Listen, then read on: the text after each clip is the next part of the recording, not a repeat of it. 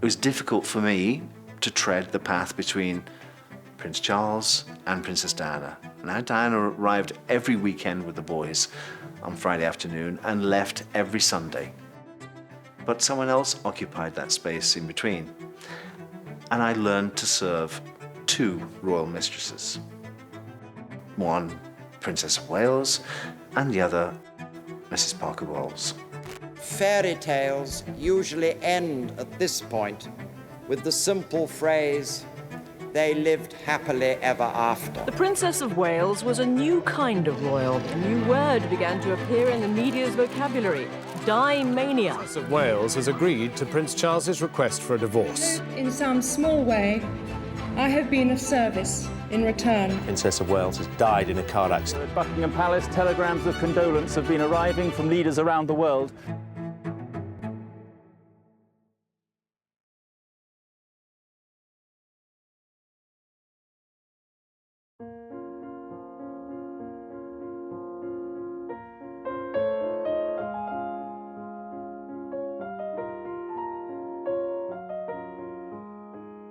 Diana didn't have the happiest of childhoods. Her parents separated when she was younger, so she came from a broken home, and I think perhaps there was an insecurity that a seed was sown from a young age, and that insecurity was something that flourished actually within her as she got older. Is there any possibility of any announcement of your marriage in the near future? Can you tell me? Can you tell me if there's any possibility? I'm not going to say anything, I'm afraid. Right, well, Prince Charles did give us a hint himself. He said we wouldn't have to wait too long. Just as Charles fell immediately in love with Princess Diana, or Lady Diana Spencer as she was at the time, so too did Britain. We hadn't seen the likes of a future princess like this for many, many years, and Diana was just a stunner. I mean, that picture that Arthur Edwards took of her coming out of her nursery in that see-through dress, that set of pins that she sported, the innocence about her, you just thought, wow, this girl is knockout.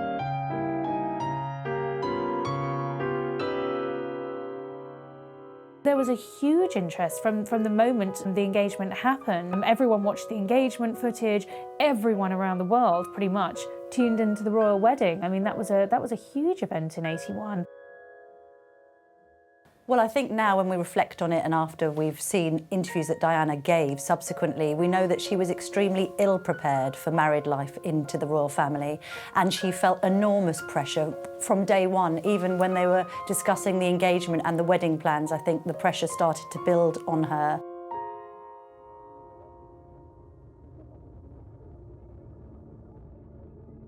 The media scrutiny of Lady Di, as she was then, I think, played foremost on her mind. She didn't know how she needed to behave.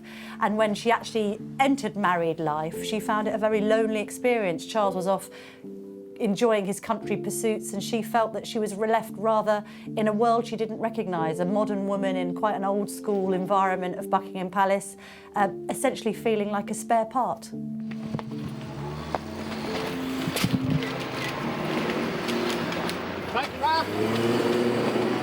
Fuck it!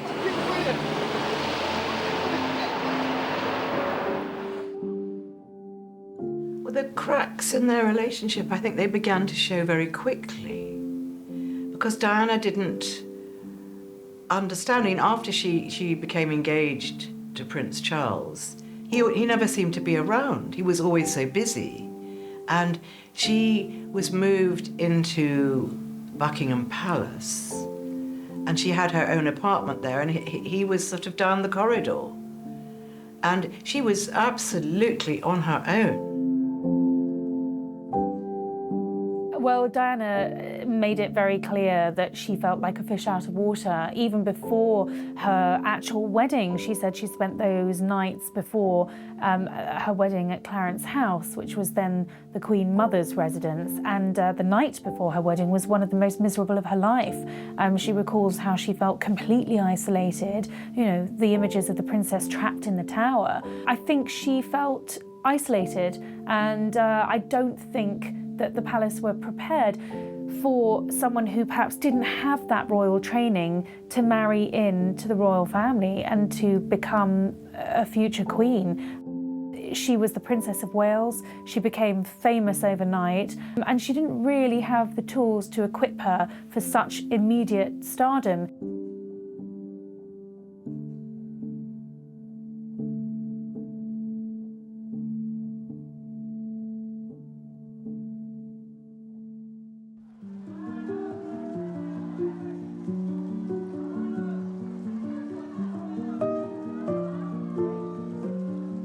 I saw correspondence between them. I saw correspondence from the princess to the Queen, which said how happy she was and how she loved to be a wife and how much she would support Charles in his future career. They were her views, but times changed. Within 1 year, she had William, and then Harry came along. So the first 5 years of the princess's marriage, she felt that she could make it work.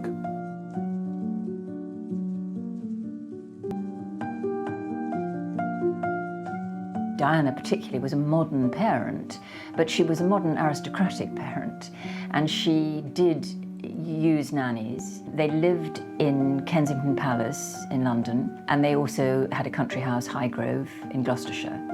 And in both of those houses, there was a floor, the top floor of the house was given over to the nursery. And it had bedrooms and sitting rooms and dining rooms, and it was where the royal children spent most of their time with their nannies and with the chauffeurs and close protection officers. So it was a traditional sort of childhood, but with lots of love from both parents. Diana was very demonstrative as a mother. I think she had never been properly mothered herself because her own mother had left home when she was 6 years old. So she didn't really know what being a mother was, and I think she probably was much more like a big sister to her boys than a mother. Diana was a wonderful mother. She was a very hands-on mother.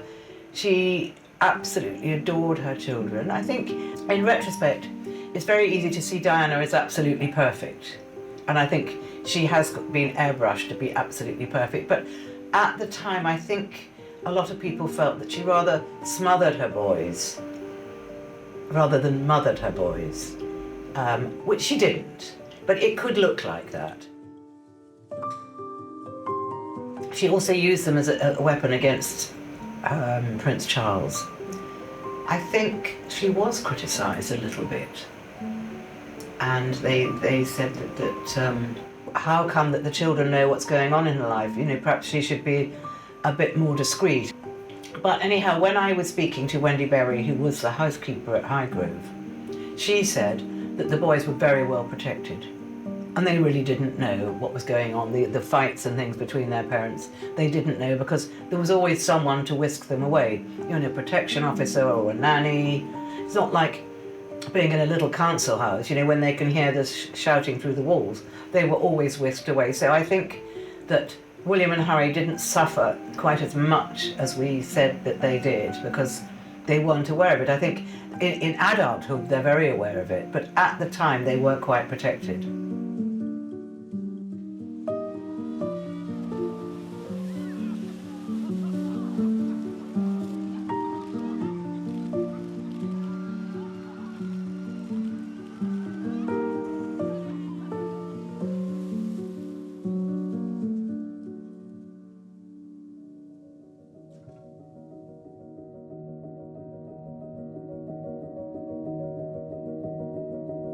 The princess's popularity gave the royal family a new lease of life.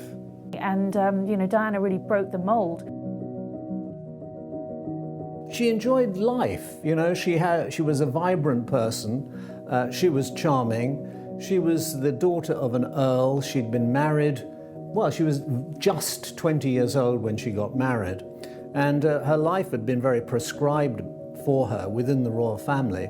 But nevertheless, she still asserted herself, and after she got used to being a princess, she became more and more her own person. And that's what people loved about her.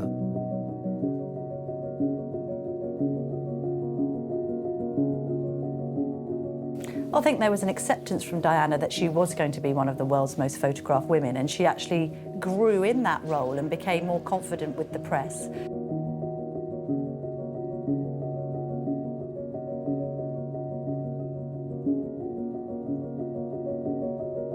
I think she found her role as the world's most photographed woman both suppressing but kind of a revelation to her, in that she had this ability to perhaps manipulate the media, have a bit of a laugh and joke with photographers and reporters alike, and equally use this global presence for good, and that's how she got into her charitable work. That the quest for perfection our society demands can leave the individual gasping for breath at every turn. This pressure inevitably extends into the way we look. Eating disorders, whether it be anorexia or bulimia, show how an individual can turn the nourishment of the body into a painful attack on themselves. And they have, at their core, a far deeper problem than mere vanity. She realised that she had a role to fulfil and that people would listen to her and indeed follow her every move, because actually there became this Diana mania quite soon after the marriage, which I think as well Prince Charles resented.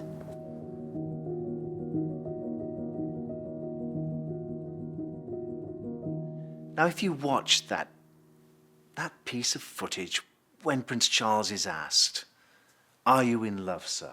And I suppose in love. Of course. Whatever in love means.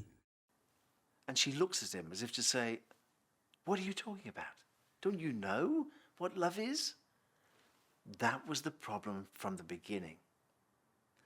Charles didn't really know what love was. He never really wanted a lover. He wanted a mother.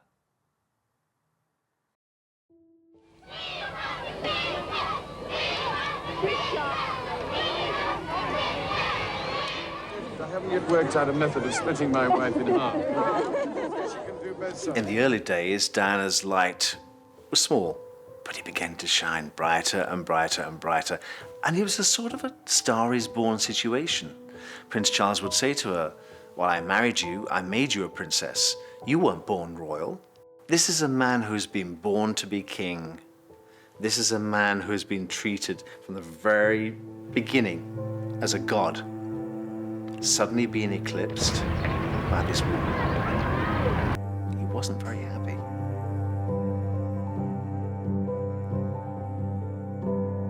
I mean, I think that Charles wasn't very good at hiding his feelings. He didn't like the idea that they walked down the street, say when they were doing a royal engagement, and the crowd were calling Diana, Diana. So he felt surplus and didn't really know what to do with himself. There was a dinner and he gave a speech and he was saying, "I wish I could cut my wife in half so that she could, so I would have two wives. Once she could shake hands to people on both sides of the road." But I mean, underlying that little quip, you know, he knew that people didn't really want to see him, they wanted to see her, and he didn't like it. Well, I think Princess Diana, like the rest of the world, was caught up in the fairy tale that was her own royal relationship, and she was willing it to work, as was everyone else. I think very quickly the reality set in that she didn't have much in common with Prince Charles, and actually they were very different people with very different interests.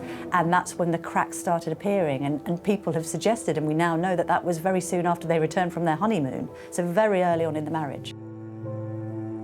You had this period of several years where they were sleeping in separate bedrooms. Apparently, post-1986, they were leading rather separate lives, not just staying in different rooms, but on different floors of the palace.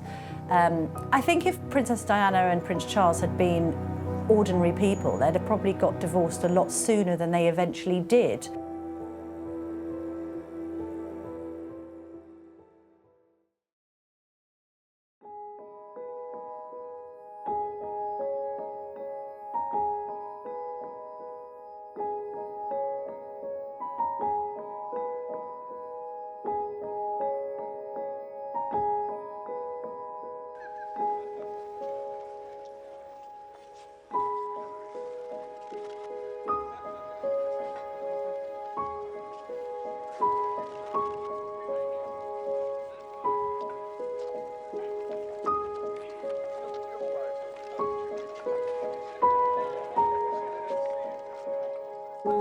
Prince Charles wasn't always kind to the princess. In fact, sometimes he was quite cruel. I remember one occasion she came downstairs wearing a beautiful black and white Catherine Walker gown. And she said, "Charles, I've had it made specially. Do you like it? You look like you belong to the mafia," he said, which cut her down to her knees. And then on one occasion she came down in a tartan dress and said, "Do you like this one? Where you look like a British Caledonian stewardess." It was always undermining, just before an engagement began, so that she would lose her confidence. So it was mental cruelty in a way. I never saw any physical violence. I saw tables being upset, I saw crockery being thrown across the room, but I never saw any physical violence.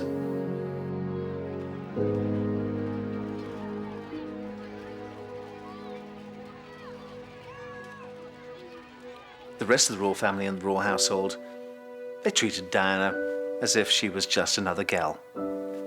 In fact, they didn't give her much consideration at all. I did notice that one day, going through the drawing room, the old Queen Mother, she passed the magazine table and Diana's face was on the front of Hello Magazine. And as she walked past the table, she flipped the magazine over onto its backside and carried on walking. That to me said, she's not really accepted. They don't like it. She's beginning to outshine even the senior members of the royal family. This is dangerous territory.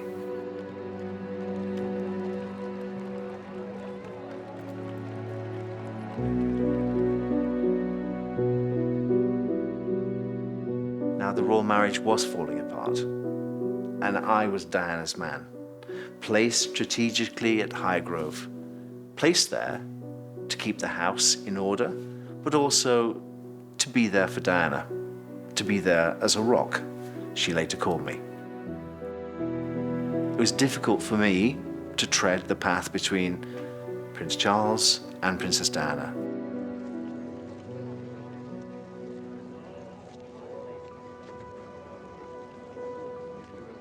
Now, Diana arrived every weekend with the boys on Friday afternoon and left every Sunday. But someone else occupied that space in between. And I learned to serve two royal mistresses. One, Princess of Wales, and the other, Mrs. Parker Bowles.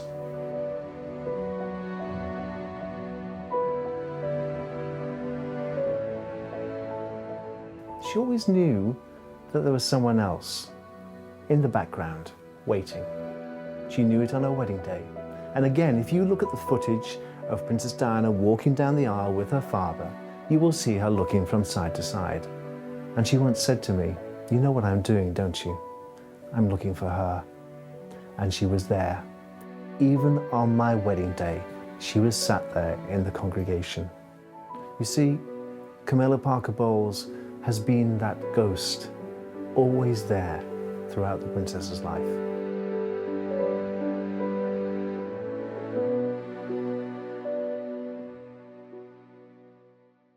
It was impossible to do this balancing act between the prince and the princess, the prince during the week and the princess at the weekend, and then have someone else pop in to this ménage à trois. It was incredibly difficult because the princess would ring me up from London and say, "Where's Prince Charles tonight, Paul? Where's the Prince of Wales?" "He's out for dinner, Your Royal Highness." "Where is he?" "I've no idea." "Of course you know where he is. You always know where he is." "Who's he got for dinner tomorrow night? I hear he's got a dinner party. Who's coming?" "Don't ask me. Please ask him." One day I told the princess the prince was out. The prince found out.